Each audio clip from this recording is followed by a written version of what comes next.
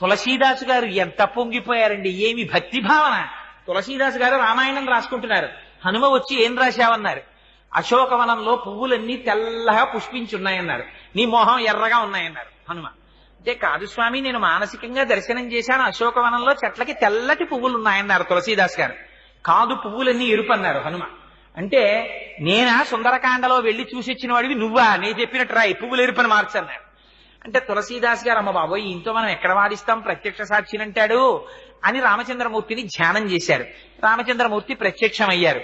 హనుమా ఏమిటి నీ ఎల్లరన్నారు.